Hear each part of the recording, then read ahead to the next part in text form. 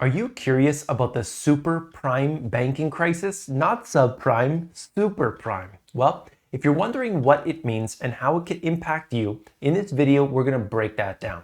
I have some news surrounding the banking sector and all the details that have come up, some extremely important information from the Fed. Central banks are being called on to do more as confidence sinks. And I'm going to show you right up front probably the most important news. You came here for the truth, so let me unveil that for you. No time to waste. Fed's Kashkari. There are other banks that have exposure to long-dated treasury bonds and also to commercial real estate losses. This is what you need to know right here and now today. I'm going to be going into this further. I'm going to be looking into it and try to get the names. I'm going to try to bring those details to you so that in case you have exposure, you're not going to have to worry because you can take action in advance. If you want to know exactly the details of what's going on, make sure that you subscribe to the channel. I'll bring you all the details as I get them. But we know now that there is exposure, that the Federal Reserve is willing to admit that, and other banks like SVB are in that same position. We just haven't heard about them yet. They haven't come to light yet, and that's why the Federal Reserve is taking all these actions. That's why the FDIC is doing what it's doing, and the Treasury is acting as well. They're all going out there to backstop these losses that are inevitable, and you see people rushing to the exits. Are you rushing to the exits? Are you taking your money out and you're putting it under the mattress? Maybe you're putting it with other banks you feel are safer. What are the actions you're taking? I want to know. Let's put this here and let's start that conversation. Here we have it. Silicon Valley Bank's failure will cost $20 billion. That's almost a sixth of the pool of funds that insures U.S. depositors. The FDIC, okay, only has so much money. It cannot withstand a massive collapse. And so in this case here, already as if it's been wiped out. And you think, this is the silly thing is, I don't need to worry about a bank failure. The FDIC is going to cover it. Yes, but that's your taxpayer dollars. People don't realize that. How is that going to get funded? Well, obviously, it comes from you. And so you see what has happened. The FDIC stepped in. They're making sure everybody's whole again. And that's, in a sense, good. If you had your money there, you would want to be whole again, especially when you were told that it's all safe. But what does that mean? Let's look at this. Here you can see Janet Yellen coming in after the meeting was convened, and essentially there was the FDIC, there was the Treasury, and there was the Federal Reserve all coming together. And basically they said, look, we're going to make sure that everything's A-okay. I haven't got that many details from that meeting, but essentially they're going to make sure that they take care of any banks that are failing and nobody's going to have to lose any money. That's kind of what came out of it. And as a result, as soon as that meeting, they said that meeting was going to happen, look, as I told you, the markets have been moving up. Now, it's not been necessarily quelled all of the fear and stuff, but you see it. You see what's happening. Last time the Fed's discount window emergency borrowing skied like this was during the 2008 financial crisis. S&P went on to drop roughly 50%. Keep in mind this super bubble is a lot larger, raging inflation, and much more egregious debt levels. That is certainly the case. However, we could see that in the markets, they don't seem to be concerned. Like if you look at that, the average investor doesn't really seem to be concerned. I mean, most of the money is still out there. And I do think that there's, most people just believe the Federal Reserve is going to cut interest rates this year. And that's what they have begun to price in. We already see that the market, S&P 500 being around that 4,000 range, not too far off from its all-time high, okay? You got to look at the warnings right now that some are saying about a 50% drop in the S&P 500. Now, it depends on what happens. It really depends. Is the Federal Reserve going to go and strengthen the currency by keeping interest rates high for longer, or are they willing to cut and devalue the currency into confetti? And that we only know in time. But it's important because that's going to be the determining factor. That's what we need to understand, okay? The situation remains fluid, but we tend to think this way out of the problem could be coordinated central bank action to bolster confidence in the system. That's what a lot of the investors want right now, the big businesses. They want the central banks to go in, backstop any losses, zero losses, okay? Moral hazard, just completely out there. And print a lot of money, cut interest rates. That's the action that they're willing to take. The market will rocket. If you see any of that happening, the markets are going to rocket. The currency will fall. So your US dollar, if you own US dollar, that's going to fall, continue to fall. Markets can move higher if they cut interest rates and if they basically say, hey, we're just going to bail everything and anything and everything out. The issue with European banks and big US banks at the moment is confidence. It is not capital. Consumers are very nervous because they see the banks failing and they question whether these issues will spread to the other banks and whether or not they should take their deposits out and sell their bank stocks. A lot of people hold on to bank stocks. Maybe they're looking for those dividends. Maybe they're looking for a situation in which, hey, if interest rates are up, banks could potentially do well because they can earn more on their own money too. All these things. But we see what happens. I think investors are looking at this as they can't wait.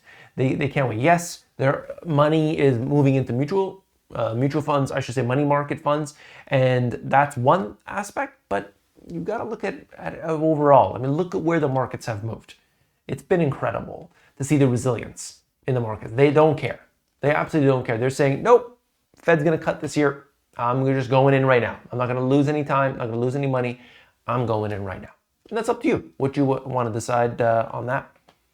We're going to look at this. As you see the spike in money market funds right here, investors have been pulling their money out of banks. This resulted from the rise in the popularity of short-term CDs. They offer better interest rates than other what you would call safe investments. You can get several % out of it. Well, then people are saying, okay, I'll just do that for now until things kind of get a little bit better. They're taking their money out of some banks, the small banks, the regional banks, and they're putting that with bigger banks. There's a lot of different things happening.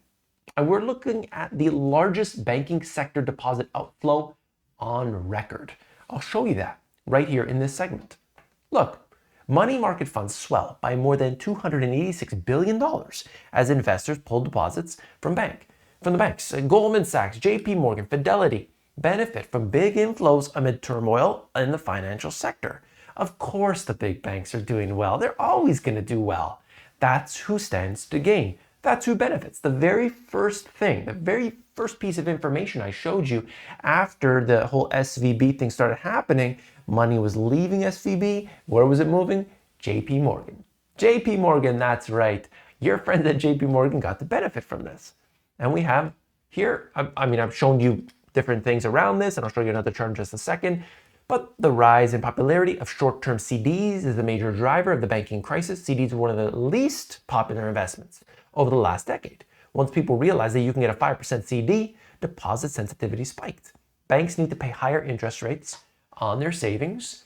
And certainly we're seeing right now people looking for some level of yield. They're saying, hey, I want something, inflation is eating me away, and I wanted to put it somewhere that's considered safe so I can weather the storm. And when the time is right, I'm going to put my money back into Tesla stock, into whatever it is, Amazon, Apple. And so because maybe they're overexposed. Not that they've pulled all their money out, they're basically just overexposed. And that's for a lot of people right now, certainly. And that doesn't really change. People always go overweight, as they call it in the financial industry. Deposits in the banking sector have declined by almost $600 billion since the Fed began to raise interest rates. The biggest banking sector deposit outflow on record. Look at that. Look at that chart. This goes back to 1974. 1970. We've never seen this before. And in a sense, you could look at this as a digital bank run. Now that triggers some people. Just saying the words bank run triggers people. But you see it here. What do you call that? What do you call this? Isn't that a bank run? I mean, you decide, but I think it's important. I think it's very serious. And I'm going to bring these things to you each and every day. Okay? If you're not already, you got to join the insiders. It's totally free. You scroll down, go to themoneygps.com, scroll down to the bottom, and get that email. Put your email in there, and I will send you the video of the day plus one little sentence. I'll keep it short. One little sentence about what's really important right now. Okay? So themoneygps.com, scroll down. Look, here we have it. Morgan Stanley strategist says earnings are the next big risk in equity. So this is Mike Wilson. And you could take one of these analysts, it doesn't matter, honestly. But essentially that earnings are a problem. Why? Because they're being hit hard with the rising costs of borrowing money. That's not a secret to anybody. It shouldn't be a secret. And here we are today. That's a big one. Now, looking at this, you could see there's a gathering fear that central banks may have overdone it with interest rate increases, having left them low for too long. You see, that's the part. It's the fact that they left them low for too long. And if people are unwilling to admit that, well, then you're not going to be able to resolve the crisis. You're not going to be able to deal with that on your own. You've got to look at this and realize, what do I do with my money? We're going to talk about that in a second. But first, I just wanted to mention the super prime banking crisis. It's an issue between the banks and shadow banking. This has led to a toxic mix of balance sheet mismatches and fragile funding. As a result, the crisis poses a threat to the entire banking industry, affecting customers and investors alike. So I'm going to show that to you right here. It's basically this article right here, as I show you here. Welcome to the super prime banking crisis. Rising rates have exposed the problem with building a strategy around serving wealthy clients. And so you could see here, interest rates shooting up last year exposed the weakness in the strategy. It isn't that the rich are defaulting on their loans in droves, but the most flush depositors with excess cash last year started taking their cash and seeking out higher yields in online banks, money funds, or treasuries. On top of that, startups and other private businesses started burning more cash, leading to deposit outflows. And so you see the problem. Now they've got more money than that $250 in insurance. So they've got, let's say, 500,000, $1 million. And they're saying, I'm not insured. There goes my money. I'm just taking it out. So these things suddenly were a big problem. It wasn't a problem. Everybody leaves their money in the banking system. If everybody leaves their money in those accounts, there's no problem. You don't have to worry. But in this case here, you do have to worry. And so we see that right now. This is a big concern. This is huge, in fact. And now we are starting to realize why. So what do you do? What can you do? Well, for a lot of people, they're going to look at this situation and wonder, where is my money best kept? Well, it really depends on you and your circumstances and how much you have. But for the vast majority of people, I think it's really key that they spread their money out. If you've got your money in one bank, big risk, because you don't know what's going to happen. Ultimately, I think they're going to bail out depositors. They'll do that, but it's at your expense. You will pay that tab. Now, they could do bail-ins, but as I've always said, bail-ins will probably come on uninsured deposits rather than the insured ones at first. So you get kind of a warning sign of what will happen. And so, also I say that you should geographically, if you have enough money, you should be geographically spreading your money out. So you may not want all of your money in the country that you operate or even in the currency that you operate in. This is key. And that's why I tell people to have an established business outside of their own realm. Maybe you live in one city and you rely on one person in the way that, this business is done here. It's all local, like everything's like super local. That's great if the jobs are moving in, if things are robust. But if you're Detroit, as during, let's say, the early 1900s, maybe that was a good thing, but year 2000, probably not as a good thing. You realize that? So having that level of diversification is really important. I'm going to do an entire breakdown video of that coming in Education Week that we'll see in a couple weeks from now. Really good stuff. But you want to have your money diversified, and that's simple things. Of course, you want to have the pillars of prosperity. If you don't know what that is, I did a video about that. Just type in pillars of prosperity, the money GPS. And I've got so many other things as well. Okay, I'm going to talk about that in future videos. You will get that from me.